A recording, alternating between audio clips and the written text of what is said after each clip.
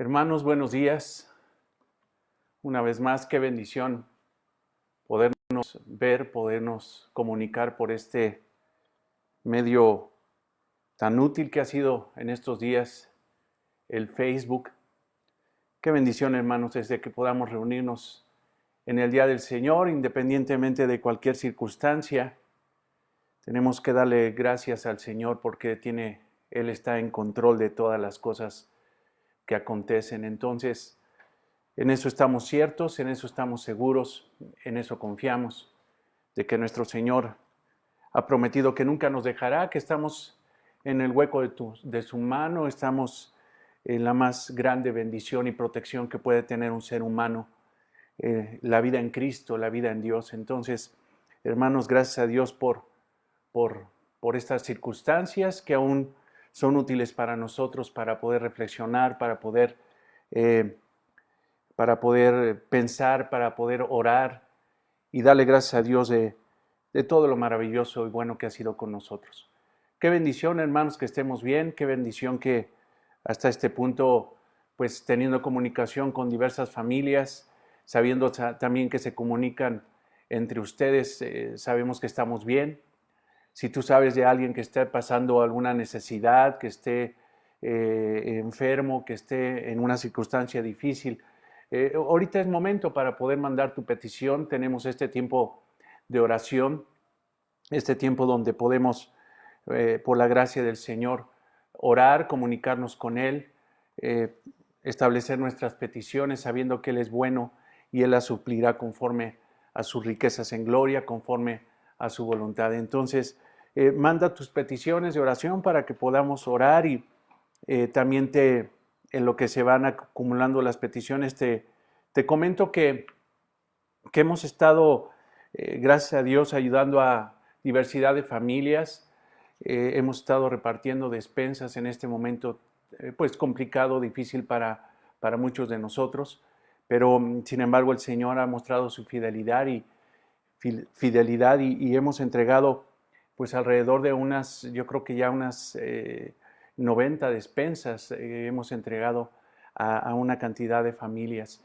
Entonces, el mensaje es de que si tú tienes alguna necesidad, si tienes necesidad de alimento, si por estas circunstancias difíciles el trabajo se escaseó, no te han pagado, cualquier circunstancia, hermanos, házmelo saber.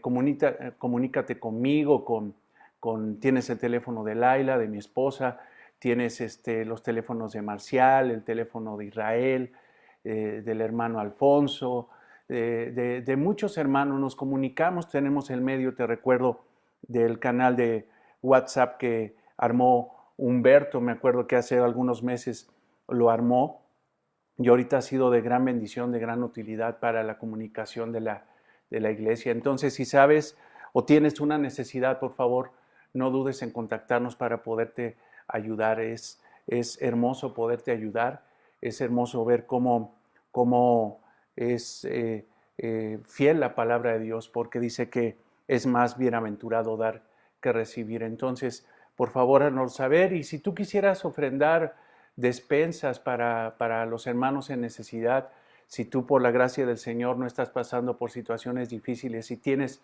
la oportunidad de ayudar a otros, por favor, ocupa el mismo mecanismo, háznoslo saber, veremos cómo podremos recoger esas despensas si las tienes o mandar el recurso económico, las armamos y ten la certeza de que las haremos llegar a estos hermanos en necesidad. Entonces, por lo que vemos, las autoridades dicen que esto se va a ir a todavía más de un mes. Vamos a estar en esta circunstancia. Es complicado, debemos de reconocerlo, pero sin embargo debemos de confiar en nuestro Señor, debemos de confiar en la gracia y la misericordia que ha tenido con nosotros y que Él no está en medio de una crisis, Él está por encima de la crisis, controlando la crisis, y si está en la crisis no es que esté en pánico nuestro Señor, sino que Él tiene control de todas las cosas y Él nos transmite a través de su palabra que nosotros tenemos que confiar en ese sentido, en ese sentir. Entonces, hermanos, qué bendición que podamos ayudarnos los unos a los otros y también te comento que oraremos por las ofrendas. Has visto el canal, en el canal de Facebook, un número de cuenta para que puedas depositar tu ofrenda, para que continuemos siendo fieles, aportando económicamente a la iglesia para poder sustentar las necesidades de ella. Tú sabes, tú lo sabes, lo hemos compartido. Esos recursos económicos son prácticamente para pagar la renta del lugar donde estamos, para poder pagar los servicios, los diversos servicios. Justo sale para eso, hermanos. Justo sale para eso. Pero gloria a Dios, hermanos, de que este mes que prácticamente está por terminar, por la gracia del Señor pudimos pagar la renta. Ha sido de gran bendición, a pesar de circunstancias difíciles de esta situación, de esta pandemia, pudimos cumplir con eso. Gracias al Señor, tenemos que bendecirlo, adorarlo, agradecerle de todo corazón aún ese sustento económico que le ha dado a la iglesia. Pero continuemos con eso, hermanos. El Señor bendice, es el que bendice, pero toma tu corazón, toma tu economía para bendecir a la iglesia. Entonces, por favor, no olvides ofrendar, y si de alguna forma no has podido hacerlo y tienes tu ofrenda, consérvala. Llegará el momento que nos podamos reunir de nuevo y ahí en el momento de la oración por las ofrendas, de la adoración por las ofrendas, pues la depositarás en las canastas para que podamos integrarlo. Entonces, la próxima semana, probablemente de una forma virtual, me reuniré con los hermanos que se encargan de la administración de la iglesia para poder ver y pues darle gracias a Dios por lo que ha hecho, pero también ver cómo se ha administrado ese dinero que ha entrado a la congregación. Te recuerdo, yo como pastor no controlo el dinero, no soy el dueño del dinero, no soy dueño de la congregación, no soy absolutamente dueño de nada. La administración del dinero de la iglesia lo llevan un grupo de hermanos piadosos que se encargan de ver la distribución del dinero y Dios mediante, a pesar de la contingencia, pues veremos cómo podemos reunirnos de una forma virtual para poder orar, como te decía, darle gracias a Dios por su fidelidad, pero ver cómo se va a administrar el dinero para este próximo mes de mayo, que pues aún así tenemos que continuar pagando la renta del lugar. Entonces, también te comento que ha sido de gran bendición y de testimonio para la persona que nos renta el lugar. Es una buena amistad que tenemos con él. Él no es cristiano, más sin embargo, en esta ocasión que fui a dejarle la renta, él estaba sorprendido porque aún en estas circunstancias Dios ha mostrado su fidelidad hacia nosotros. Él estaba muy agradecido con la iglesia por esa ofrenda que no faltó. Aproveché el tiempo para predicar el evangelio.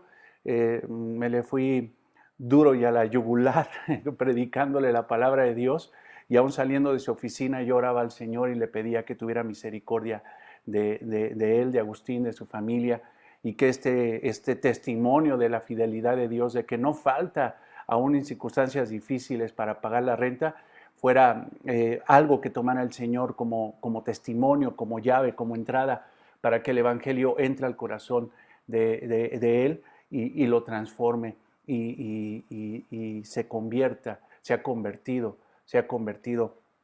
y que llegue a los pies de nuestro Señor Jesucristo. Entonces, hermanos, buenas nuevas, bendiciones, cosas maravillosas que el Señor hace a través incluso de las circunstancias difíciles que están pasando. Tenemos que seguir, hermanos, siendo fieles a lo que dicen las autoridades. No porque nosotros seamos cristianos podemos nosotros desobedecer una instrucción del gobierno, de las autoridades. Nosotros estamos llamados a vivir quieta, reposadamente, alineados a la voluntad de Dios, pero también alineados a las instrucciones de autoridades que Dios puso para que nos gobiernen. Entonces no podemos caer en la rebeldía, en confrontar la palabra de Dios, creyendo que como somos cristianos podemos salir o podemos reunirnos. No vamos a hacer eso, definitivamente no vamos a hacer eso, porque es ir en contra de la palabra de Dios. Tenemos que ser precavidos, tenemos que ser sabios, tenemos que mostrar nuestra fe, pero con sabiduría, hermanos, con mucha sabiduría. Entonces, hermanos, pues les pido que oremos por las diversas necesidades de la iglesia. Tú ahí en el muro de Facebook las puedes ver, me están llegando por este medio prácticamente, pero también si tienes otra petición, hazla saber por el canal de WhatsApp y vamos a orar por ellas. Si no alcanzo a orar por todas, hermanos, pues te recuerdo que oraremos en lo personal por ellas, pero también si tú ves peticiones ahí, llévatelas para que en tu momento devocional, tu oración personal, puedas orar por las necesidades de tus hermanos, puedas orar por las necesidades de tus hermanos. Entonces, si me acompañan, hermanos, pues vamos a orar. Amado Señor, te adoramos, te bendecimos en esta mañana hermosa, Señor, que nos permites vivir por tu gracia preciosa. Gracias, Señor, porque escucharemos tu palabra. Gracias, Señor, porque la obra de tu Espíritu, Señor, no está en crisis, Señor. Tú sigues avanzando, Señor, aún en la circunstancia que tiene cada uno de tus hijos, Señor. Por eso te alabamos, te bendecimos, Señor, porque tenemos confianza en ti, porque tú nos has dado seguridad en ti, porque tú nos proteges, Señor. Tenemos la garantía de la vida eterna, Señor. Tenemos esperanza, Señor, que todo esto momentáneo y pasajero, Señor, no se compara con la gloria, con la vida eterna, Señor, que tenemos asegurada por medio de nuestro Señor Jesucristo. Por eso, Padre, confiados a través de la obra de Cristo, sabiendo que Él abrió el velo, Señor, de arriba hacia abajo, para que podamos entrar en comunión con el Padre, sabiendo que Cristo es el vínculo, Señor, el medio, el canal que se abrió, Señor, para poder orar y pedirte en oración, Señor, y referirnos a ti como Padre, Señor, porque Cristo, Señor, su sacrificio nos dio la potestad de ser hechos hijos tuyos. Por eso, Señor, podemos entrar confiados al trono de gracia para pedir, Señor, por estas necesidades, Señor, específicas, Señor, en cada uno de nosotros. Te pedimos por Guti, Señor, Almaguer, por su salvación, por su salud. Está muy enferma, Señor.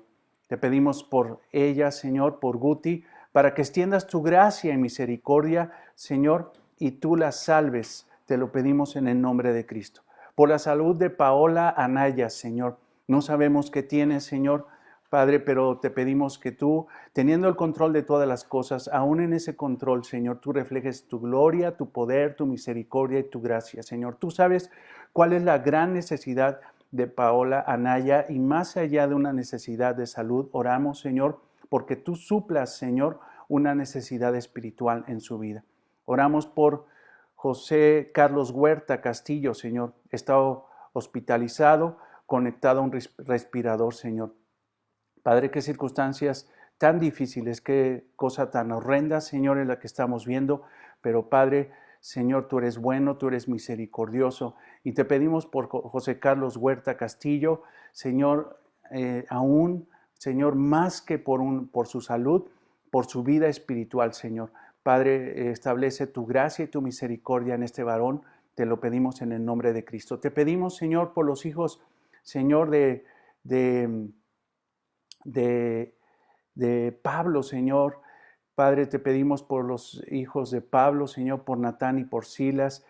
Su mamá, Señor, seguramente está mandando este mensaje pidiendo salvación para ellos, Señor, que entiendan la necesidad de tenerte, Señor, que entiendan, Padre, esa gran necesidad, la más grande que tenemos, Señor, que es la salvación a través de Cristo, Padre. Establece tu gracia, tu misericordia. Y también, Señor, ellos piden oración de agradecimiento por la misericordia y provisión que les has dado, Señor. Gracias, Padre. Oramos por las hijas de Edith Sánchez, por Naidelin, por Amairani, Señor. Tienen varios días enfermas, Padre, pero te pedimos, Señor, que extiendas tu poder, tu gracia, tu misericordia en la vida de ellas, Señor.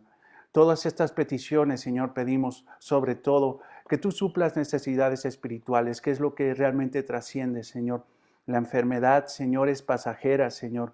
La enfermedad, Señor, es pasajera, pero la muerte espiritual, Señor, si tú no cambias eso, Señor, eso podría ser eterno, Padre, pero la vida eterna en ti, Señor, la bendición de la vida eterna, eso es eterno, Señor, no es pasajero, eso es para todo nuestro existir. Por eso oramos sabiamente, Señor, y te pedimos por todas estas personas, más allá de que tú suplas necesidades físicas, Señor, que aún, Señor, creemos que tú eres todopoderoso y lo puedes hacer, que tú suplas necesidades espirituales. Padre, te pedimos por los nietos de las hijas de la hermana Graciela, Señor, por Xóchitl y Jimena, por salvación y vida eterna para ellos, Señor. Padre, oramos por ellas, para que tú, Señor, humilles sus corazones, confronten, Señor, su rebeldía, su duro corazón, Señor, y lo enternezcas, Padre, para reconocer que son pecadoras y que necesitan a Cristo, Señor. Padre, te pedimos por Graciela, está agradecida por la fidelidad y provisión que hasta este momento, Señor, tú le has dado. Padre, gracias, Señor, por proveer a Graciela, por proveerla en sus necesidades, Señor. Gracias porque ella está agradecida y su oración, sobre todo, Señor, es para darte gloria, honra, alabanza y gratitud a ti, Señor. Padre, te pedimos por la salvación de la familia Martínez García, Señor. Te pedimos por la salvación de esta familia. Padre, extiende tu gracia, tu misericordia.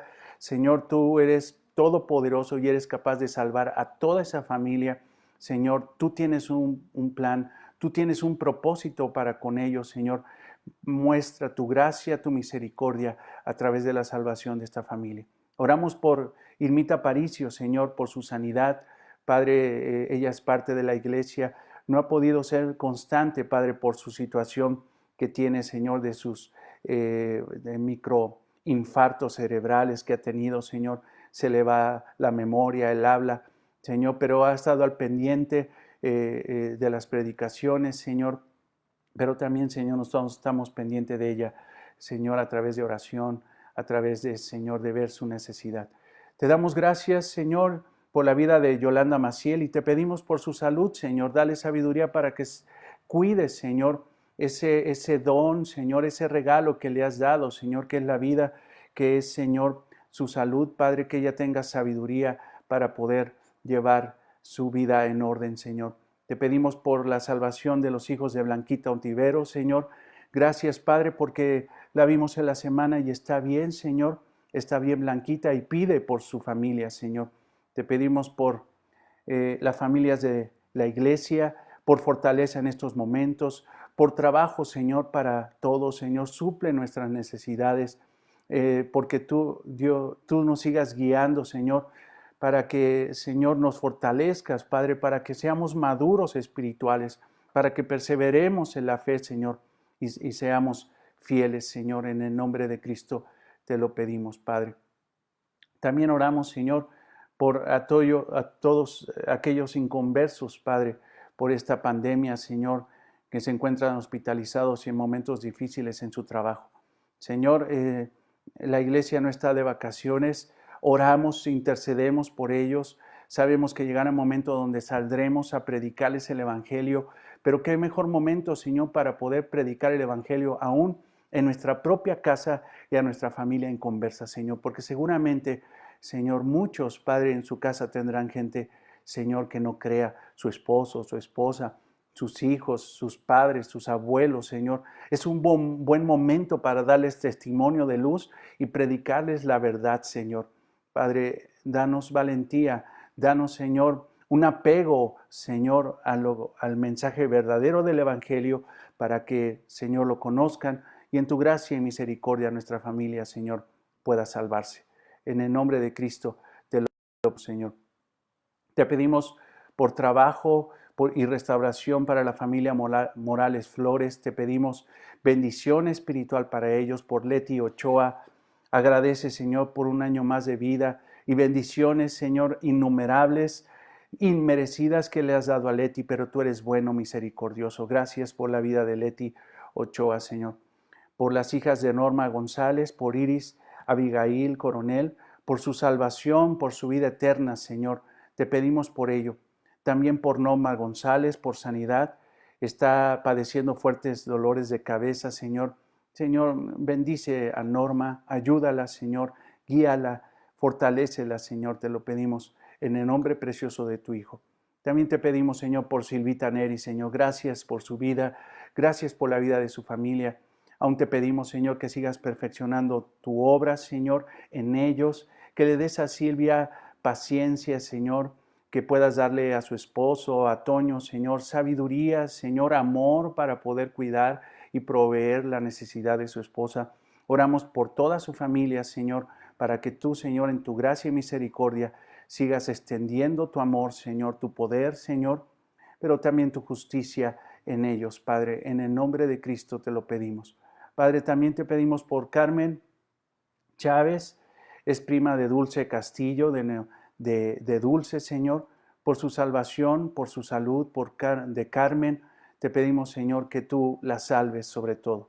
Por Giovanni, es un niño que estaba desaparecido y ya fue recuperado, sano y salvo, Señor, es lo que dicen aquí, ya está con sus padres. Gracias, Señor, porque en tu infinita misericordia permites esas buenas noticias, Señor. Gracias porque Giovanni ya está de nuevo en casa, Señor. Y oramos, Señor, por las ofrendas, Señor, de la congregación. Oramos por ese corazón fiel, Señor, que debemos de tener como cristianos, Señor, sabiendo que tú eres el dueño de todo, Padre, y que somos nosotros simple y sencillamente administradores, Señor. Que podamos dar, Señor, conforme a la prosperidad que tú nos has dado en estos días, conforme a lo que tú nos has dado, que seamos nosotros, Señor, responsables, seamos fieles y aportemos a la vida de la iglesia, Señor. Entendemos que nosotros no somos los dueños, somos administradores, pero en tu gracia y misericordia, Señor, has establecido el trabajo como medio de bendición y de provisión para tu pueblo, Señor. Gracias por el trabajo que tenemos. Aún te pedimos, Señor, por los trabajos, Señor, que tienen mis hermanos, Señor. Aún también pedimos por aquellos que han perdido su trabajo por esta circunstancia, o su trabajo se ha visto menguado, Señor, o su sueldo ha sido disminuido, Señor, por estas circunstancias. Padre, tú tienes el control de todo, Señor. No tenemos que afanarnos, tenemos que enfocarnos en la realidad espiritual que tenemos que vivir, Señor. Buscad primeramente el reino de Dios y su justicia. Y todas estas cosas, Señor, el sueldo, Señor, la provisión, la comida, el vestido, todo esto nos lo darás, Señor, porque tú eres nuestro Dios. Gracias, Señor, por la provisión. Oramos, Señor, y damos nuestra ofrenda con un corazón alegre, con un corazón libre, con un corazón agradecido. Y damos, Señor, no en base a un porcentaje, sino damos, Señor, en base al amor, Señor, que has puesto en nuestro corazón hacia ti y hacia la iglesia. Te alabamos, te bendecimos y te damos gracias en este tiempo y te pedimos, Señor, que nos acompañes en esta predicación. Humillamos nuestro corazón, Señor, para que tú, Señor, hables a nuestra vida a través de tu palabra, que tu Espíritu Santo, Señor, aún transforme, moldee más, Señor, nuestro pensamiento para que nuestro actuar sea más similar, Señor, cada día al carácter, a la forma de ser de nuestro Señor Jesucristo. Señor, soy pecador e imperfecto, Señor, pero confío, Señor, en ti, en la obra de tu Espíritu, para que yo pueda transmitir este mensaje. Pero también te pedimos, Señor, que abras nuestros corazones para que ese mensaje que se ha dado, Señor, sea no solamente conocimiento, Señor, sino vida en nuestra forma de ser, en nuestra forma de pensar, en nuestra vida diaria, Señor. Te alabamos, te bendecimos, te exaltamos y glorificamos y te damos gracias, Señor, en el nombre de Cristo, nuestro Señor y nuestro Salvador. Amén. Bien, hermanos, pues estamos con la serie de Mateo y sé que muchos ya saben en qué punto vamos, pero te pido como referencia que vayamos a Mateo 12, 43, 50. Mateo 12, 43, 50. Mateo 12, 43, 50. Ese es el punto donde nos quedamos la semana pasada. Mateo 12, 43, 50. Vamos a dar lectura. Cuando el espíritu inmundo sale del hombre, anda por lugares secos, buscando reposo y no lo halla. Entonces dice, volveré a mi casa de donde salí, y cuando llegue ya desocupada, barrida y adornada. Entonces va, toma consigo otros 7 espíritus peores que él, y entrados moran allí. Y el postrer estado de aquel hombre viene a ser peor que el primero. Así también acontecerá a esta mala generación. Amén. Amén. Pero esto es lo que vamos a estudiar el día de hoy. Pero también quería darte un poquito de contexto y vamos a leer el versículo 46 al 50. Mientras él aún hablaba a la gente, he aquí su madre y sus hermanos estaban afuera y le querían hablar. Y le dijo uno, he aquí tu madre y tus hermanos están fuera y te quieren hablar. Respondiendo él al que le decía esto, dijo, ¿quién es mi madre y quiénes son mis hermanos? Y extendiendo su mano hacia sus discípulos, dijo, he aquí mi madre y mis hermanos. Porque todo aquel que hace la voluntad de mi Padre que está en los cielos, este es mi hermano, mi hermana y mi madre. Amén. Hermanos, ya estamos en la recta final del capítulo 12 de Mateo. Estamos en la recta final y lo que vamos a hacer en esta sección, en estas dos secciones que hemos leído, las vamos a dividir en dos. El día de hoy vamos a hablar acerca de esto, del espíritu inmundo que vuelve.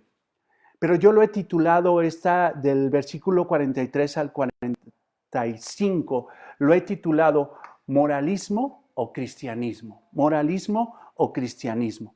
Pero esto lo vamos a ver incluso de una forma global cuando tengamos incluso la predicación del capítulo 46 al 50, vamos a reunir todo esto y va a ser evidente el porqué del título. Vamos a hacerlo entonces así. Entonces, la primera sección habla de lo temporal de los cambios morales sin Cristo. Lo temporal, lo vacío, lo religioso, que son los cambios morales de una persona sin Cristo. Y la segunda sección, esta sección del 46 al 50, habla de los verdaderos cambios que vienen con una relación personal con Cristo, una relación familiar con Cristo. Habla del verdadero cristianismo. Entonces quiero que veas del 43 al 45, moralismo, moral sin Dios. Pero del 46 al 50 vas a ver realmente una vida moral, pero fundamentada en una relación personal con Cristo. Hemos visto entonces en este pasaje de Mateo 12 la actitud de rechazo de los escribas y fariseos. Es el tema principal de Mateo. Quiere reflejar en el capítulo 12, quiere reflejar cómo los escribas y fariseos y a fin de cuentas el pueblo de Israel lo desecharon, lo rechazaron. Llegaron a blasfemar incluso en contra del Espíritu Santo. Llegaron a ser enemigos, odiando al Señor Jesucristo. Desafortunadamente estos hombres, este sistema religioso, estos príncipes religiosos de Israel tenían sus propios conceptos morales. Ellos decían que eran morales, gente moral elevada, de moral muy elevada, pero el gran problema de esa moral es que era una moral sin Dios, sin Cristo, desechando a Cristo y creyendo que su moral era mucho más elevado que el mismo Señor Jesucristo que los confrontó. Recordemos que Mateo, hermanos, es un evangelio, es una narrativa temática. El tema que tiene, el flujo de idea que tiene Mateo, en este capítulo 12 es mostrar la confrontación del sistema religioso,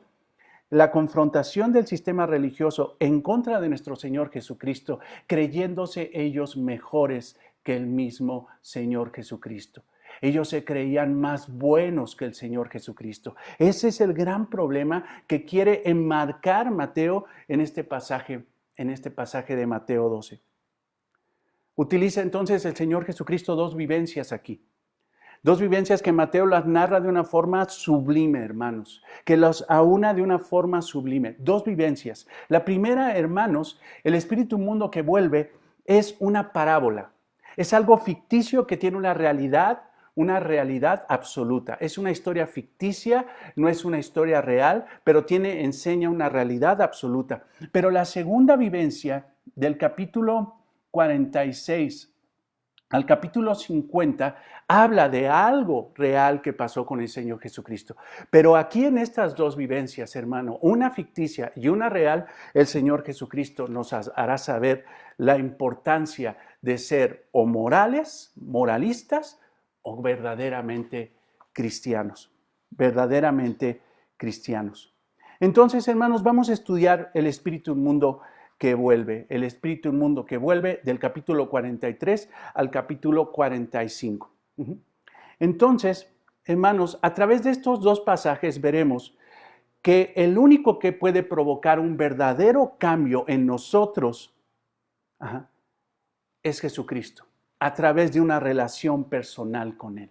El único que puede causar un verdadero cambio en un ser humano, un verdadero cambio en una mujer, un verdadero cambio en una familia, es a través de una relación personal con Cristo. Es Cristo el único que puede hacerlo, pero teniendo una relación personal con Él. Entonces, lo que vamos a estudiar el día de hoy es la moral sin Cristo. Es idolatría. La moral sin Cristo es idolatría. Y la próxima semana veremos el cristianismo, la verdadera transformación. El cristianismo, la verdadera transformación. Entonces, veamos, la moral sin Cristo es idolatría. En este pasaje, hermanos, que vamos a ver del capítulo 40, del versículo 43 de Mateo 12, por favor, pon tus ojos ahí para que empieces a entrar en contexto. Nunca el Señor pretendió dar un curso de demonios, de actitud de demonios. Nunca pretendió el Señor, no es la enseñanza principal de esta parábola, enseñar a la gente o a los cristianos lo que es la demoniología, que incluso sí podríamos definir que podemos extraer conceptos que nos pueden ayudar para estudiar ese tema, pero principalmente, hermanos, no fue el propósito de la parábola demostrar cómo actúa un demonio, o mucho menos, hermano, interpretar que un cristiano puede estar poseído por un demonio y que por cualquier circunstancia de su vida espiritual puede ser poseído incluso por 7 demonios peores. Eso es absolutamente imposible. Pero desafortunadamente es la mayor enseñanza que sacan de este pasaje. Y de repente los pastores empiezan a decir, mira, como cristiano, si tú no tienes cuidado, si tu casa está descuidada, está vacía, tu vida espiritual, entonces va a venir a poseerte un demonio, y si no te cuidas, entonces van a venir 7 peores. Eso es totalmente falso. ¿Por qué? Porque un verdadero cristiano no está poseído ni por un demonio, ni por 7, ni por una legión. No está poseído absolutamente por ningún demonio, por ningún espíritu inmundo. Si un cristiano tiene una intervención, está poseído, controlado, está saturado, está lleno, pero del Espíritu Santo de Dios, del Espíritu Santo, no de demonios. Cuando un pastor, una denominación, una enseñanza, una predicación se enfoca en decir que un cristiano está poseído en base a este pasaje, es totalmente falso, porque ni este pasaje ni ningún pasaje de la Biblia enseña que un cristiano puede estar poseído por demonios. Es totalmente imposible. Es totalmente imposible. Ahora, si tú ves al final de la parábola, al final del versículo 45, ahí nos hace una aclaración el Señor, algo que tenemos que considerar. ¿A quién les va a acontecer esta situación? ¿Quiénes podrían estar poseídos o quiénes podrían estar en esa situación? Dice en el versículo 45 al final, así también acontecerá a esta mala generación. Es una mala generación. Un verdadero cristiano no pertenece a esa mala generación. Nosotros, en primer lugar, hermanos, tenemos que entender que no estuvimos nosotros en ese momento hace 2000 años atrás o más de 2000 años atrás. No estuvimos en ese momento para que se nos considere parte de esa mala generación. Hermanos, los cristianos no somos malos. No somos malos. A pesar de que somos pecadores, hermanos, nuestra condición de pecado, hermanos, ha sido transformada. Ahora no amamos el pecado. No somos fariseos, no somos una mala generación. Somos una generación bendecida por Dios. Somos benditos en el Señor. No somos malos, somos santos. Entonces, hermano, no podemos decir que esto es parte de la vida cristiana, porque eso es parte de una generación mala, que hermanos, aún existe esa mala generación en la gente inconversa, incrédula. Nosotros, hermanos, somos benditos, somos santos, ya no amamos el pecado, amamos a Cristo. Ahora somos llenos del Espíritu Santo. Si hay un espíritu que nos gobierna, es el Espíritu de Cristo. Pero sin embargo, hermanos, en base a este pasaje he escuchado pastores que dicen, es que mira, aquí puede pasar de que tú contristas al Espíritu Santo y si contristas al Espíritu Santo se va. Entonces en ese momento puede venir espíritus peores y meterse en ti porque tu casa se quedó vacía. Eso también es totalmente falso. Es totalmente falso. A pesar de que encontramos en el Antiguo Testamento testimonio de que el Espíritu Santo bajaba, potencializaba a hombres que Dios iba a ocupar para su propósito y después de cumplir el propósito de Dios, el Espíritu Santo salía de esos hombres y regresaba a la presencia de Dios. No tenía una residencia permanente, sino que bajaba en el rey David, por ejemplo, en sacerdotes, en jueces, en artesanos, para cumplir el propósito de Dios. Hermanos, es evidente que bajo el testimonio del Nuevo Testamento y en la vida de un cristiano, el Espíritu Santo no mora eventualmente, sino que ahora mora permanentemente. En el Antiguo Testamento podemos reconocer las palabras de David en el Salmo 51:11. No sé si recuerdes esa oración hermosa de arrepentimiento de David por haber pecado contra Dios cuando se cometió adulterio con Betsabé. Te leo Salmo 51:11. No me eches delante de ti y no quites de mí tu Santo Espíritu. Él estaba consciente que el Espíritu Santo venía a él, lo potencializaba para poder gobernar a Israel, para cumplir el propósito de Dios, pero también el Espíritu Santo se podía ir en ese momento.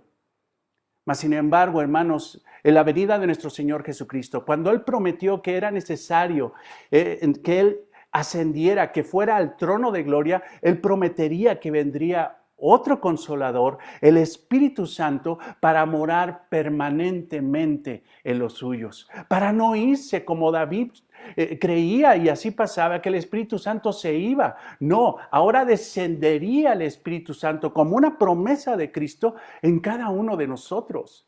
Esa es nuestra fe, esa es nuestra esperanza. Juan 14:17, nuestra seguridad, hermanos. Fíjate lo que dice en Juan 14:17 nuestro Señor Jesucristo. El Espíritu de verdad, refiriéndose al Espíritu Santo, el cual el mundo no puede recibir porque no le ve ni le conoce, pero vosotros lo conocéis porque mora con vosotros y estará en vosotros. Mora en ustedes en este momento, pero mi promesa, dice el Señor Jesucristo, estará. Y esa palabra, hermano, la conjugación es para siempre. Hasta que estés delante de Cristo en gloria. Hasta ese momento el Espíritu Santo te acompañará y nunca te dejará. Hermanos, nosotros no podemos estar poseídos por demonios. Nosotros no podemos decir que viene un espíritu inmundo y se mete en un cristiano. Eso es antibíblico, eso es falso, totalmente falso. Recordemos lo que dice el apóstol Pablo a la iglesia de Colosas, a los corintios, mejor dicho, en 1 Corintios 6, 19, 20. ¿O ignoráis que vuestro cuerpo es templo, o sea, residencia del Espíritu Santo? ¿Ignoran eso? El cual está en vosotros. Es una realidad. Está en vosotros. El cual tenéis de Dios. No es por sus obras, porque se porten bien o se porten mal. Es por la obra de Dios. Es por la obra de Cristo. Procede de Dios. y que no sois vuestro, porque habéis sido comprados por precio. O sea, Dios compró esa casa. Dios compró tu alma. Cuando tú estabas preso en tus delitos y pecados, cuando estabas tú en el dominio bajo Satanás de los espíritus inmundos, en ese momento el Señor Jesucristo te compró, comprados por precio. Glorificad entonces pues a Dios en vuestros cuerpos y en vuestro espíritu, los cuales son de Dios. Tu cuerpo es de Dios, no es de un espíritu inmundo para que diga, voy a volver a mi casa. ¿Ves eso? Este espíritu inmundo tenía una fuerte arrogancia y consideraba que era su casa. Pero sin embargo, hermanos, el que compró esa casa, el que compró tu alma, tu ser, tu cuerpo, para que el Espíritu Santo more, es Dios. Él es el dueño de esa casa. Él es el dueño de esa casa. Y la limpió para su gloria y para su honra. Ese tipo de doctrinas de las posesiones demoníacas en un cristiano simple y sencillamente son antibíblicas. Esa situación de decirle a la gente que necesita irse a un evento, un encuentro para que sea liberado por medio de vómito, por medio de tos y que expulsar a los espíritus inmundos, son totalmente antibíblicas, no tienen ninguna realidad espiritual. Eso, hermanos, va en contra y denigra la realidad de que Dios es todopoderoso, que está por encima del poder de Satanás. Hermanos, Satanás no puede sacar al Espíritu Santo de una persona. No puede sacar al Espíritu Santo de una persona. No le puede decir a un cristiano, esta es mi casa, un espíritu inmundo, y te sale ese Espíritu Santo. ¿Con qué derecho? Si Cristo compró con su sangre tu vida, tu cuerpo, tu alma, para su gloria, para su honra, para que el Espíritu de Dios, el Espíritu more en ti. Eso es antibíblico. Es una aberración. En esta parábola, hermanos, Cristo nunca enseñó eso. Y si no enseñó eso el Señor Jesucristo, hermanos, entonces ¿por qué enseñamos una cosa distinta? Tenemos que enseñar lo que enseñó el Señor Jesucristo. Tenemos que apegarnos al texto, al contexto. Tenemos que ser fieles, extraer y no meter ideas y prejuicios. ¿Sabes por qué la gente compra todas esas falacias? Porque a la gente le gusta ser supersticiosa. Más que ser teóloga, le gusta ser supersticiosa. Más que escudriñar la palabra de Dios, se comen con toda ligereza cualquier cantidad de aberraciones. ¿Por qué? Porque prefieren creer en fábulas que realmente leer la palabra, escudriñar la palabra, interesarse por la palabra, apegarse a la palabra.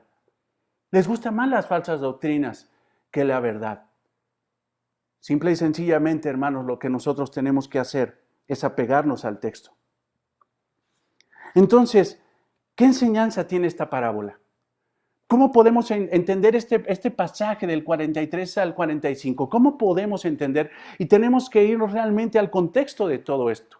Está hablando de una generación perversa. Esa generación perversa, dice esa generación perversa del 48 del 38, al 42, la define el Señor como la generación perversa que demanda señal.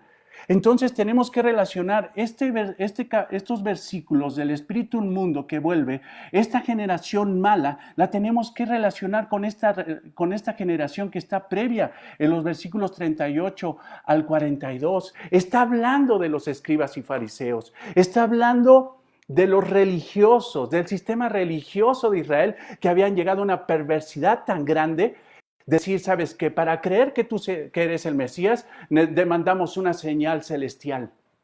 Demandamos una señal del cielo. Si quieres que creamos que tú, Jesucristo, eres el Mesías, eres el enviado de Dios, el ungido de Dios, danos una señal. Pero el Señor, en lugar de darles gusto, los confronta. Y les dice que no les va a dar ninguna señal más, que simple y sencillamente vendría una señal más. No iba a satisfacer las demandas egoístas de esos hombres que habían visto tantas señales, que habían visto tantos prodigios del Señor y que ninguno los convenció. Hubo un momento, hermanos, tú lo recuerdas, lo hemos predicado, que el mismo Señor Jesucristo, el Señor Jesucristo hizo liberación en frente de ellos. Sacó espíritus inmundos y dijeron que eso lo hizo con el poder de Satanás y no con el Espíritu Santo. Llegaron a blasfemar en contra del poder del Espíritu Santo. Eran tremendos egoístas y todavía le pedían una señal más para creer.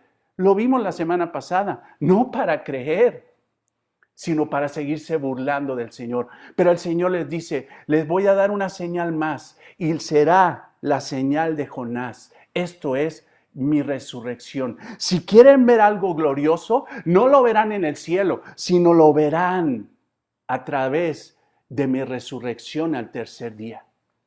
Esa será la señal. Y sabemos, hermanos, que esa señal gloriosa, ese milagro glorioso de Dios, ese testimonio del poder de Dios a través de Jesucristo, aún así no lo creyeron. Pero esa fue la última señal. Previamente, hermanos, el Señor Jesucristo les dice en este capítulo, en estos versículos anteriores al texto que estamos estudiando, les pone como testimonio a los de Nínive. Esos hombres, hermanos, llegó Jonás, llegó ese profeta a predicarles el evangelio de salvación, a predicarles un evangelio de arrepentimiento. Mas, sin embargo, ellos, hermanos, a pesar de que no eran judíos, a pesar de que no eran el pueblo de Dios, se arrepintieron de su pecado en el momento de escuchar el mensaje de Jonás. Se arrepintieron. Pero en ese momento, hermanos, delante de los escribas y fariseos había uno que era mayor que Jonás. No era un profeta, no era un profeta ni siquiera mayor, era el profeta de Dios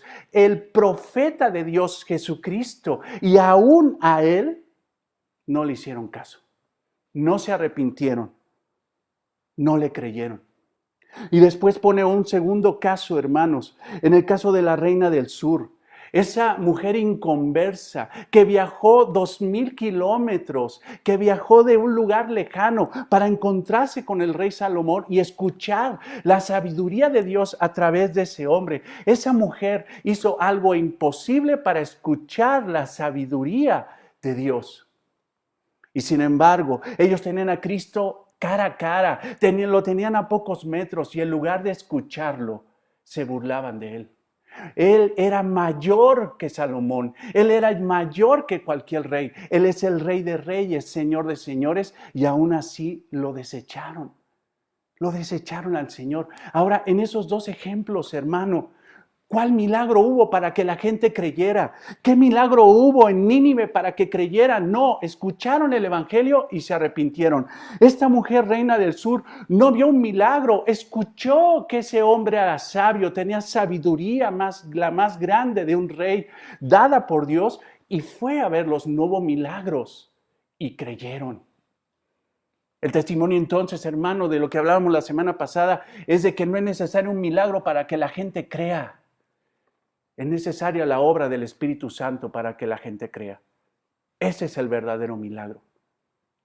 El testimonio del Espíritu Santo, el poder de la palabra, el escuchar la palabra. Cuando una persona tiene ese corazón, hermanos, por la gracia del Señor es convertida. El Señor entonces le refiere esta parábola. En ese momento, hermanos, de que termina de exhibir a esta generación perversa, a esa generación perversa que demanda señal, de inmediato empieza con el versículo 43 en la narrativa de Mateo. Y les pone estas palabras.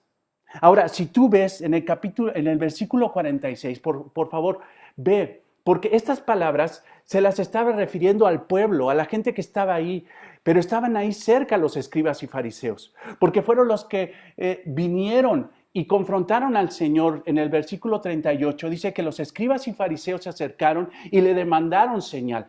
Pero en el versículo 46 dice, mientras él aún hablaba a la gente, porque en el momento de que el Señor Jesucristo empieza a dar el testimonio de Jonás, el testimonio de la reina del sur, lo estaba escuchando la gente, pero estaban ahí también un grupo de escribas y fariseos.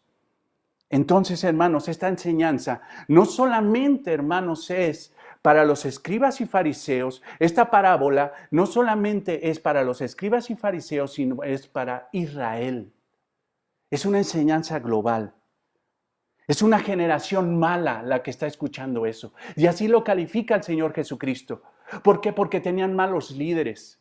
Pero también el egoísmo del pueblo, en lugar de buscar la verdad, ellos buscaron la mentira a través de las falsas enseñanzas de los escribas y fariseos. Y como te decía, hermano, la semana pasada, y lo dice la palabra de Dios, tal cual es el sacerdote, tal cual es el pueblo. Esa es una realidad. Si el sacerdote está mal, si el sacerdote es un moralista, si el sacerdote es un religioso, si el sacerdote es un profano de la palabra de Dios, así terminará siendo la iglesia. Era una generación mala. Ahora, ve el texto del 43. ¿Por qué estoy haciendo todo esto? Porque tenemos que meterlo en contexto. Esto, hermanos, si agarramos los versículos 43 al 45 y los sacamos, podemos decir una cantidad de barbaridades impresionante. Pero no es lo que enseña el texto. Tenemos que respetar el texto dejándolo en su contexto y extrayendo todo del contexto. Versículo 43. Cuando el espíritu inmundo sale del hombre, anda por lugares secos buscando reposo y no lo halla. Y no lo halla. La mejor interpretación, hermanos, de estos 3 versículos, la mejor interpretación de estos 3 versículos se puede dar entonces cuando uno respeta el contexto. ¿Cómo era esa generación? Porque está hablando de esa generación mala la definió el Señor ahí en este pasaje de la generación perversa demanda señal. ¿Quién eran los escribas y fariseos? ¿Y cómo definía el Señor Jesucristo a los escribas y fariseos? Por favor, acompáñame a Lucas 18, 11, 12. El fariseo puesto en pie oraba consigo mismo de esta manera: Dios, te doy gracias porque no soy como los otros hombres, ladrones, injustos, adúlteros, aún como este publicano. Ayuno 2 veces a la semana, doy diezmo de todo lo que gano. Los escribas y fariseos, los fariseos, el sistema religioso de Israel era arrogante. Eran, hermanos, moralmente correctos. Eran personas que por facha, por aspecto, por fachada, eran perfectos en su proceder. Ven incluso cómo se define a sí mismo este fariseo. Dice: yo no soy igual a estos. Yo no soy igual a estos hombres pecadores, ni soy igual a este peor de los pecadores, este traidor publicano. Yo ayuno 2 veces a la semana, doy diezmo de todo lo que gano. Ellos consideraban entonces, hermano, que eran perfectos, pero llegaron a un grado, hermanos, donde su arrogancia espiritual, su moralismo, llegó a considerar que no necesitaban a Jesucristo. Porque cuando Cristo llegó, cuando llegó su mensajero, Juan el Bautista, el mensaje era de arrepentimiento, no de felicitación. No les empezaba: bravo, escribas y fariseos, qué bárbaros, cómo han vivido la ley de Dios, cómo han vivido la moral de Dios. No, vinieron y les dijeron la realidad, el mensaje que solamente podría ser para ellos y que les quedaba como anillo al dedo: arrepiéntanse de sus pecados. Eran pecadores los escribas y fariseos, pero ellos decían: yo no soy como esos, yo soy perfecto, porque moralmente soy recto, porque hago todo, porque hago más de lo que me pide la ley. Ayuno 2 veces a la semana y doy diezmo de todo lo que gano. Ese era el gran problema. Cuando una persona se cree perfecta, ¿cómo se va a arrepentir de sus pecados? Cuando una persona se cree perfecta, ¿cómo va a necesitar un salvador de sus pecados? Simple y sencillamente su arrogancia espiritual, su moralismo los llevó a desechar a Cristo. Ellos creían que Cristo sería un Mesías libertador. Creían que su mayor problema no eran ellos, no era su corazón perverso, sino su mayor problema era Roma. Y consideraron que Cristo, el Mesías, tendría que venir a liberarlos de su mayor problema, Roma. Pero Cristo no vino a liberarlos de Roma. Cristo vino a liberarlos de ellos mismos, de su pecado, de su moralismo, de su arrogancia espiritual, de su idolatría, adulterio espiritual. ¿Recuerdas que lo hablamos la semana pasada? Ellos habían cometido adulterio espiritual. Jesús lo sabía y les dijo de una forma irónica que ellos, hermanos, estaban tan sanos que no necesitaban un doctor. Ellos estaban plagados, hermanos, de pecado. Ellos tenían metástasis espiritual de pecado, hermanos. Estaban plagados en pecados, pero se creían perfectos. Se creían que no eran pecadores. Entonces el Señor, de una forma sublime, pero sarcástica, les dice en Mateo 9:11, lo estudiamos hace algunos meses. Cuando vinieron estos, los fariseos dijeron a los discípulos: ¿por qué come vuestro maestro con los publicanos y pecadores? ¿Por qué? Al oír esto, Jesús les dijo: los sanos no tienen necesidad de médico, sino los enfermos.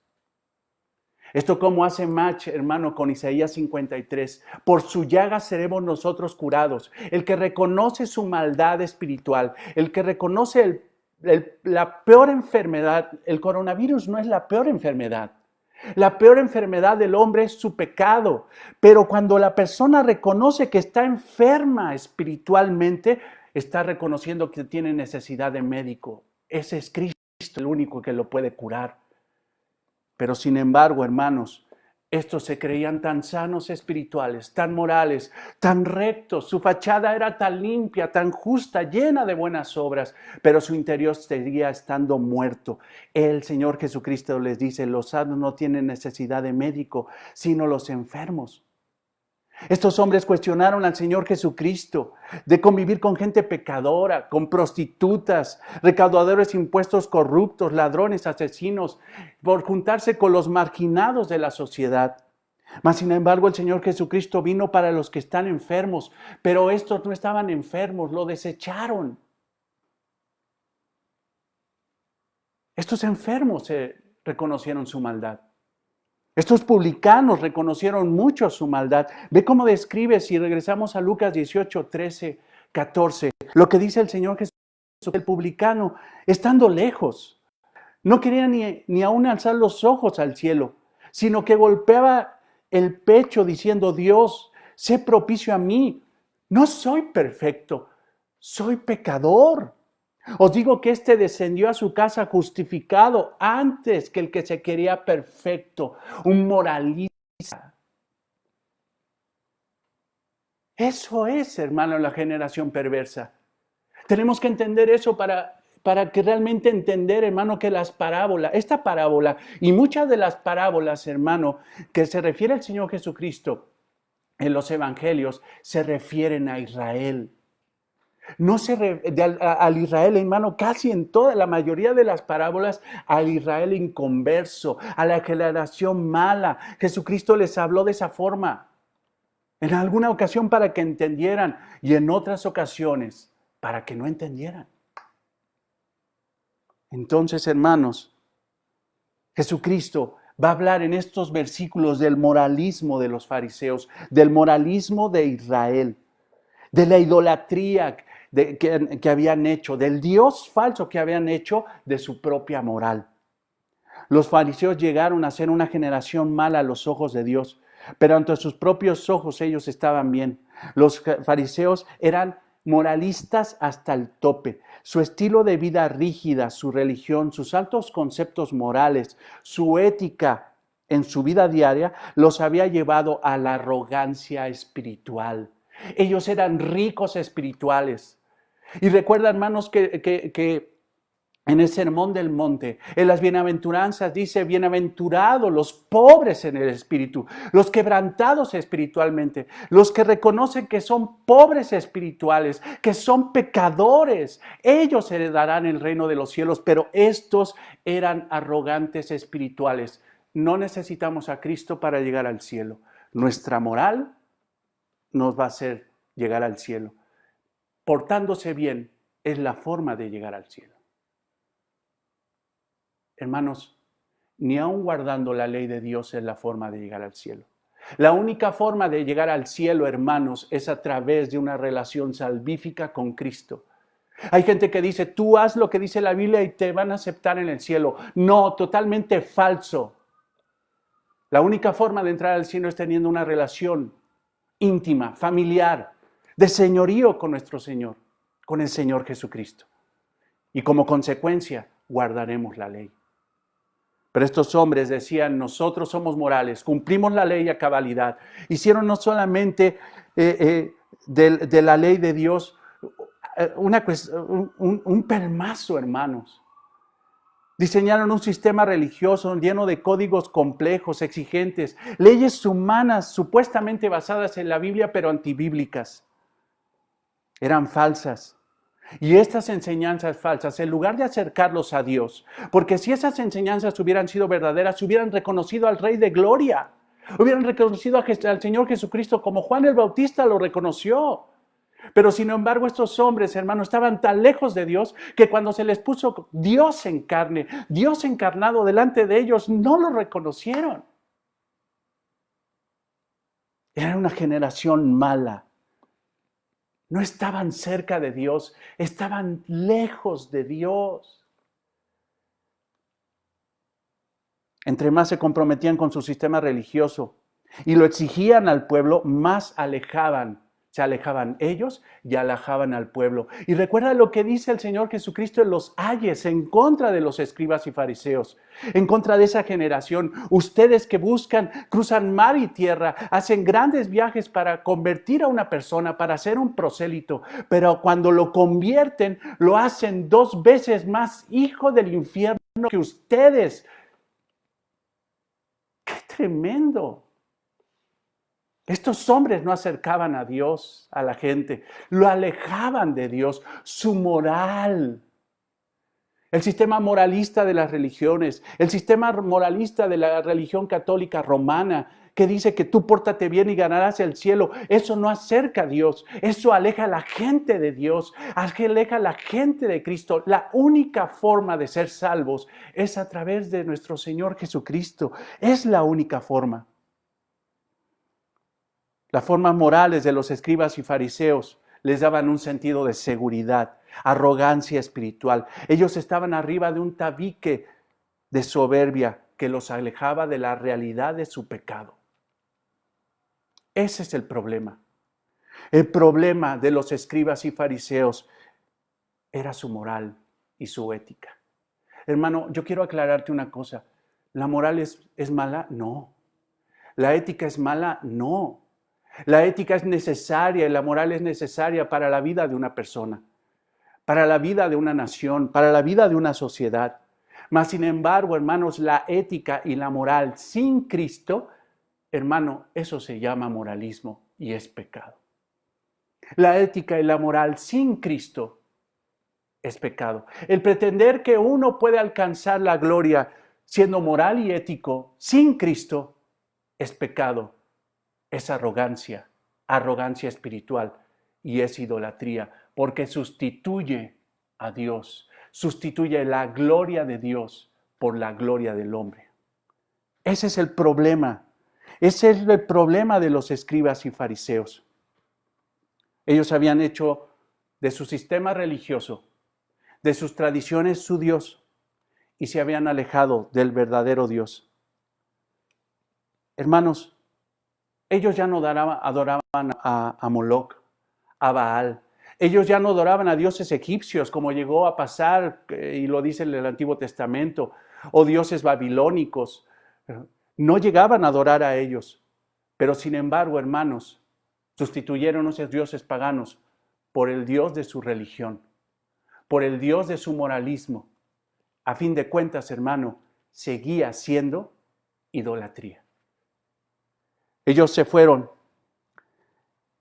con el hilo o con la finta de que simple y sencillamente siendo morales y éticos podrían tener vida espiritual. Pero realmente el Señor Jesucristo les dice no. Por fuera ustedes son sepulcros blanqueados.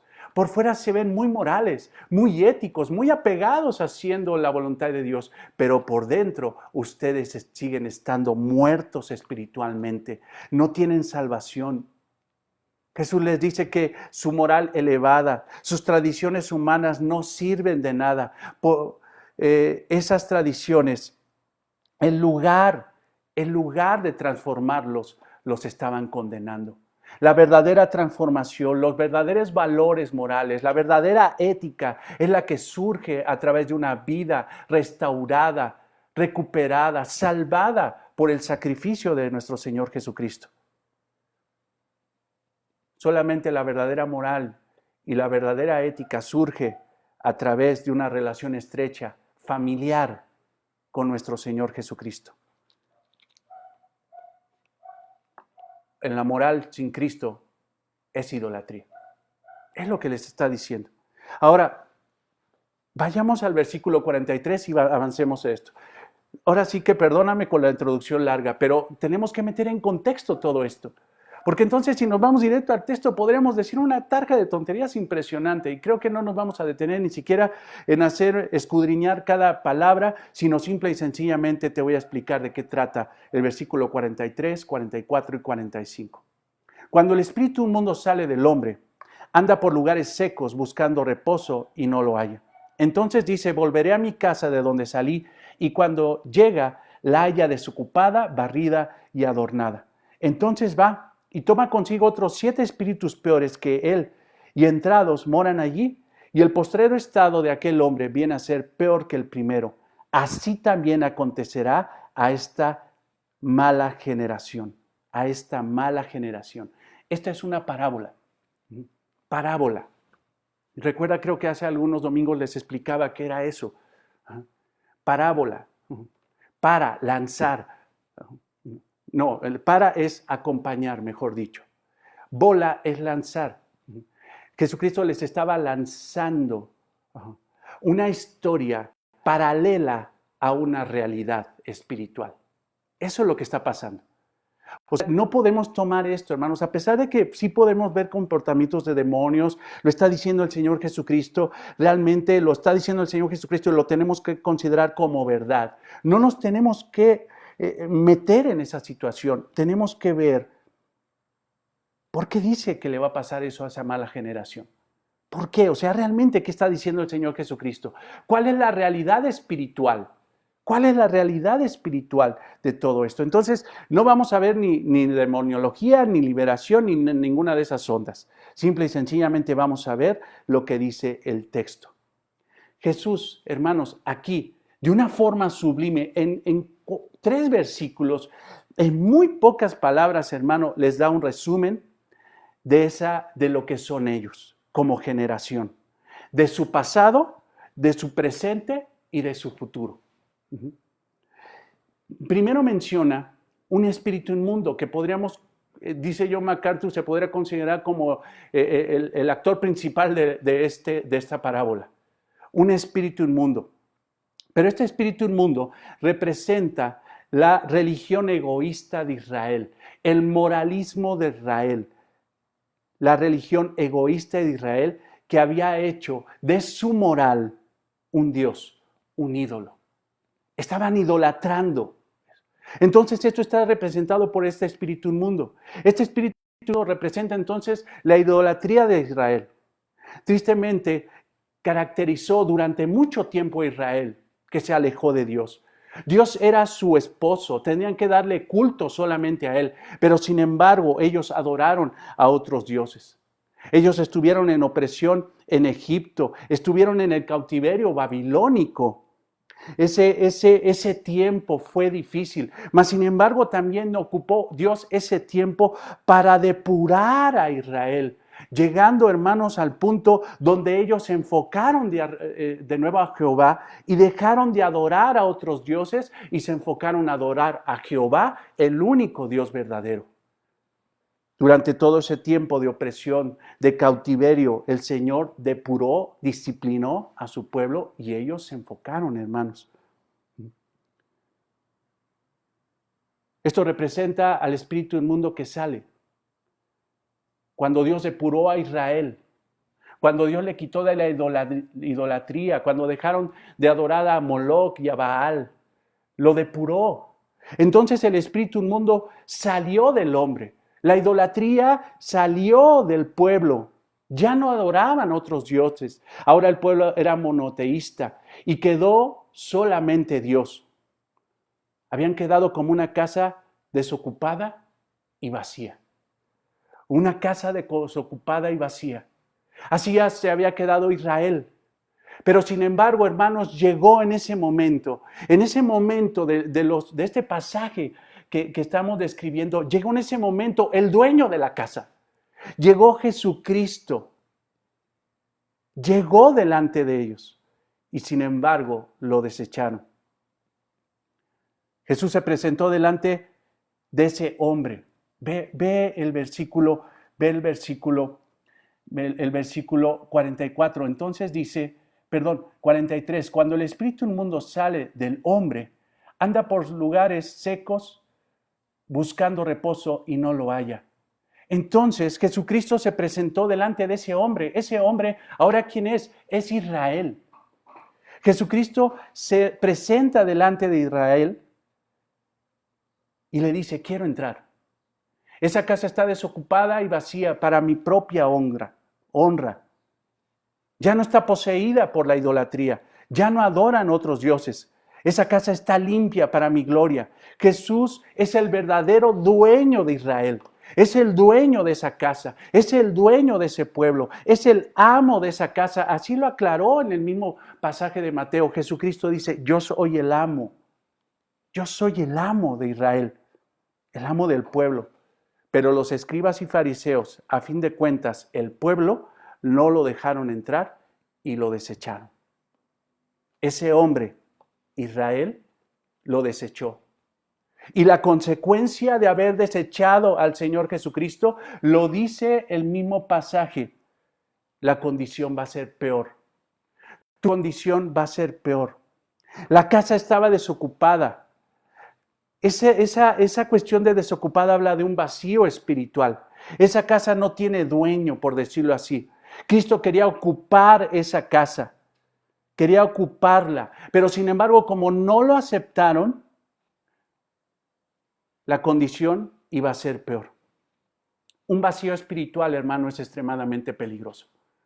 No hay vacíos espirituales. O gobierna Dios o gobierna Satanás. No hay vacíos espirituales. Y Jesucristo se presentó delante de Israel, delante de ese hombre, porque vio a la casa desocupada, mas sin embargo, ellos permitieron un vacío espiritual, el riesgo del vacío espiritual en ellos, el riesgo de no aceptar a Dios porque ellos creían que eran muy santos, el riesgo de no aceptar a Cristo porque se creían muy santos.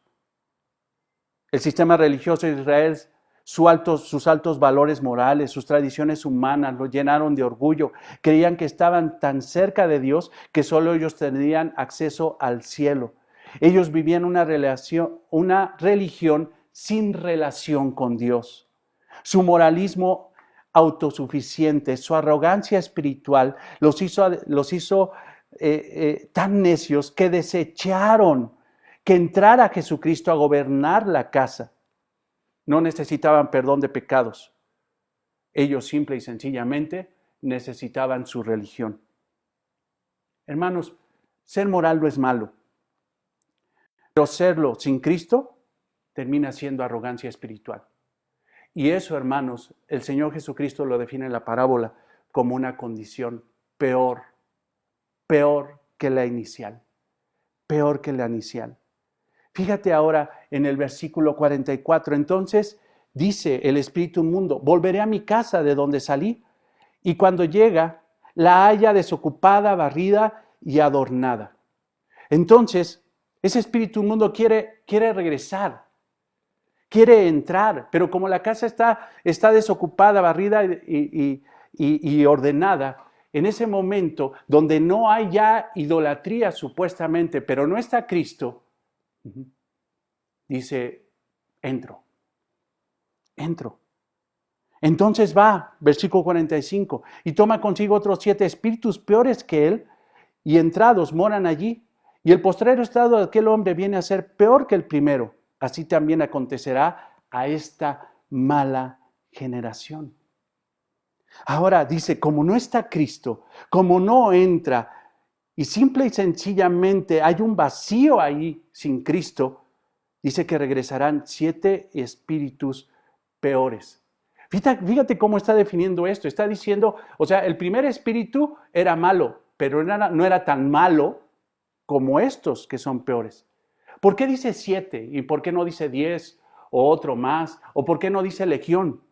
Porque déjame decirte que para el contexto hebreo el 7 representa plenitud, totalidad, perfección.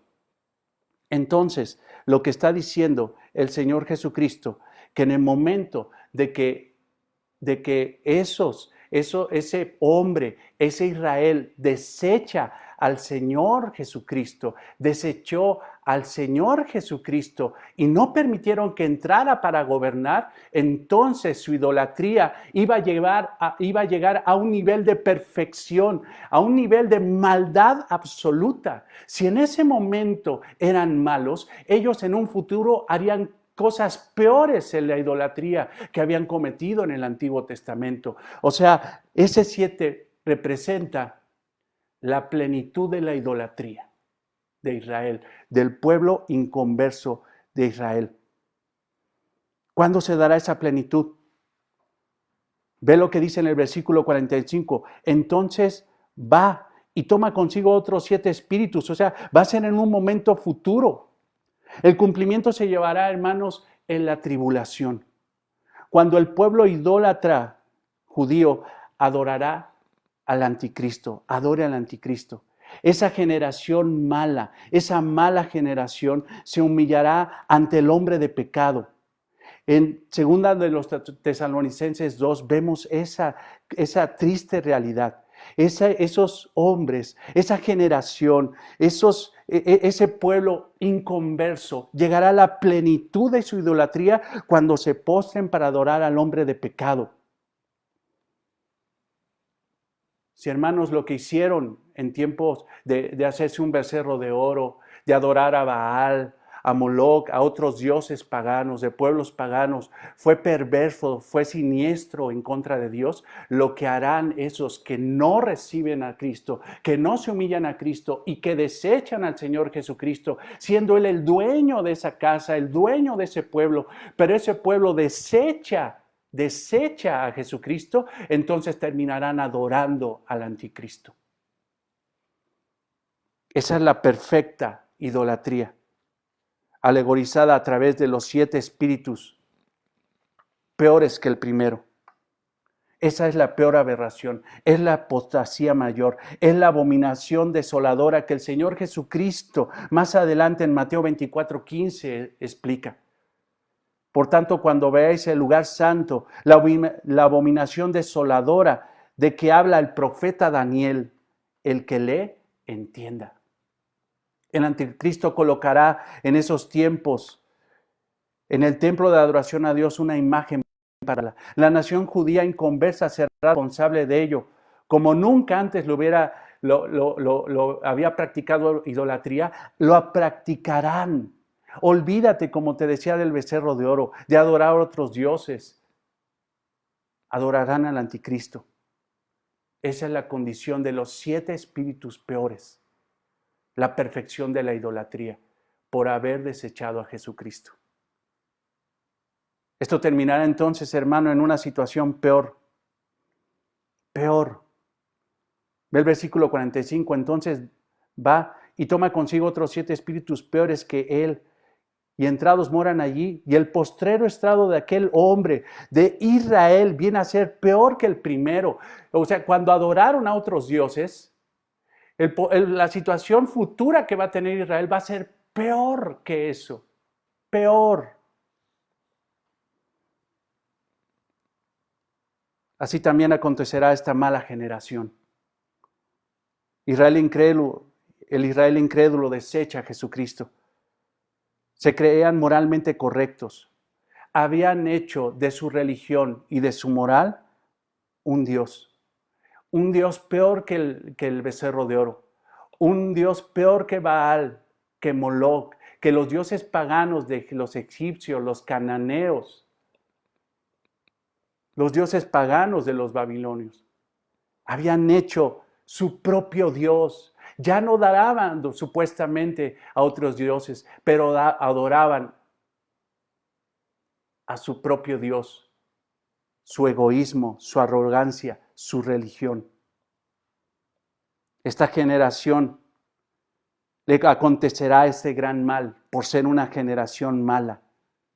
Hermanos, esa generación de incrédulos que no recibieron a Cristo, creían, hermanos, que eran moralmente buenos. Ese era su verdadero ídolo, era su ídolo. Y ellos terminarían, hermanos, y terminarán adorando al anticristo. Eso, hermanos, va a ser castigado por Dios. Eso va a ser castigado con la ira justa de Dios. La vida de estos hombres era vacía porque no tenían a Cristo. Su moral era superficial. Su supuesta limpieza era temporal.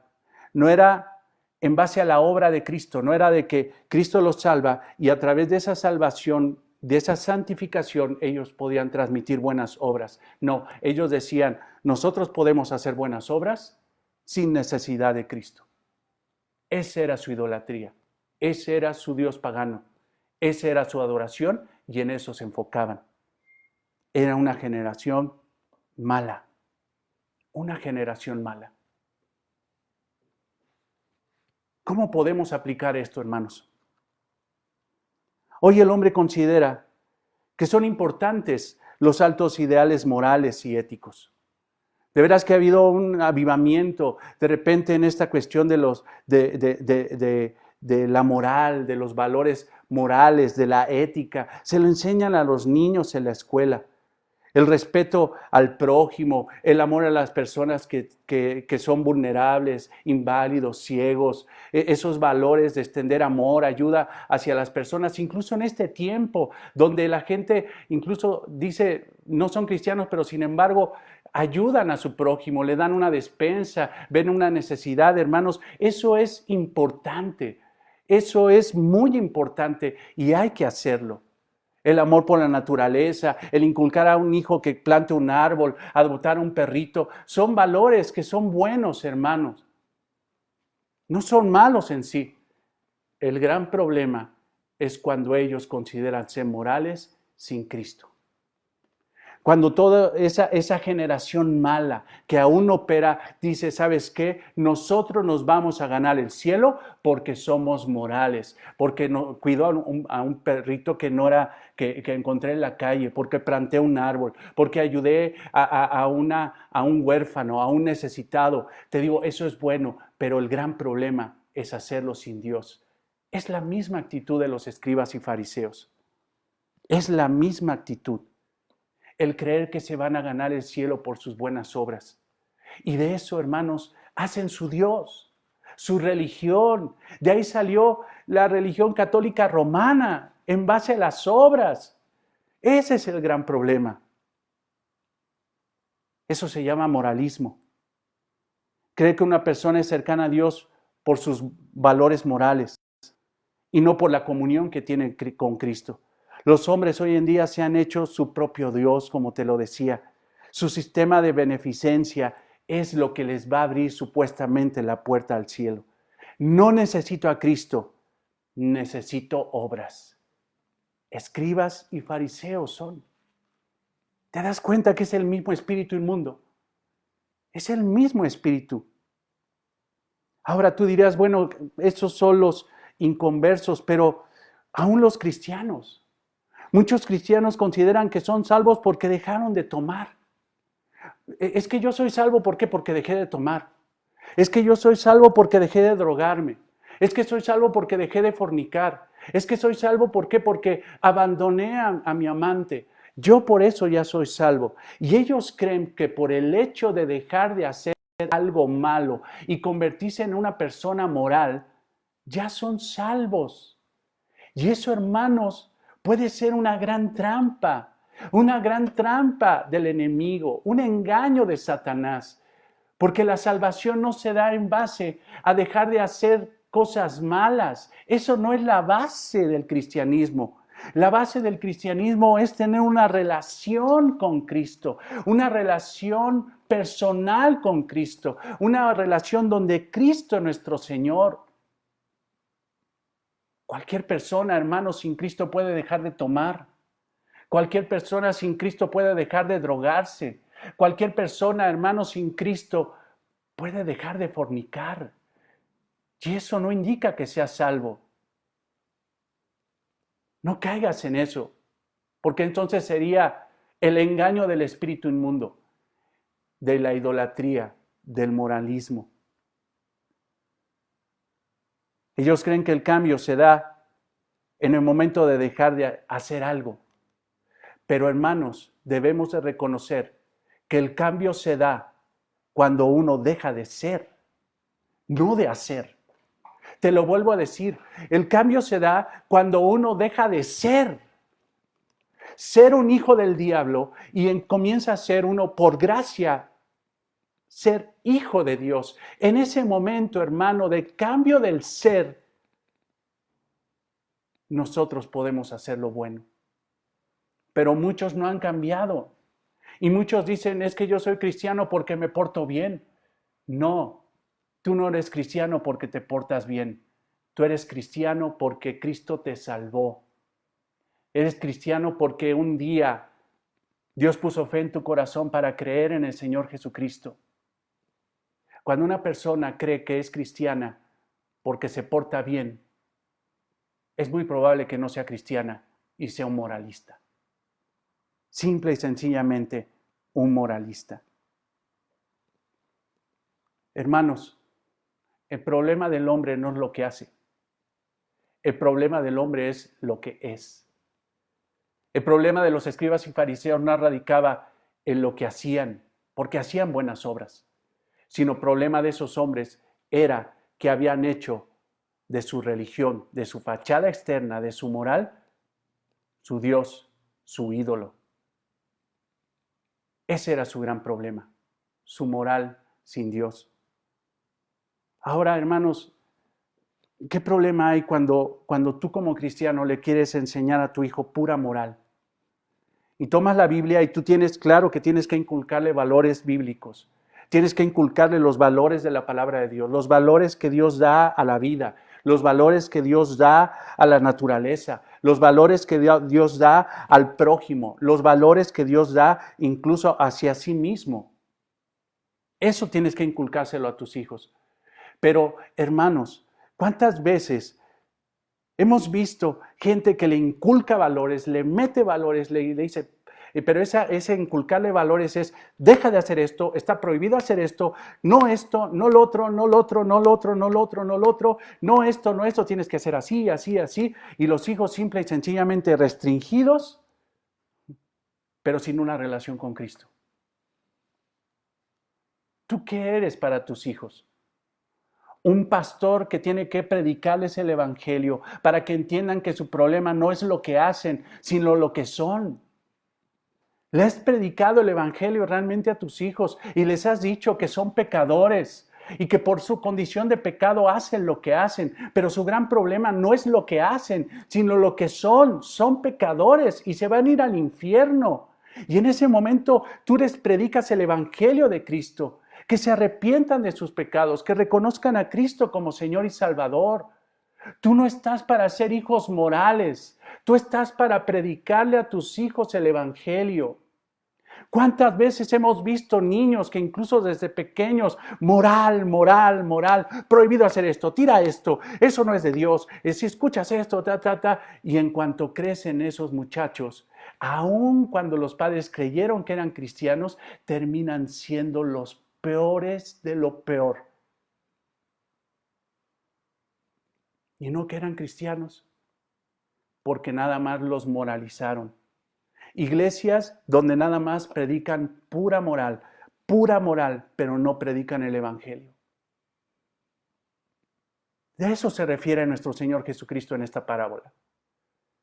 De la idolatría, de la moral, del ídolo que hicieron de la moral y que simple y sencillamente sustituyó a Cristo. No moralices a tus hijos, evangelízalos.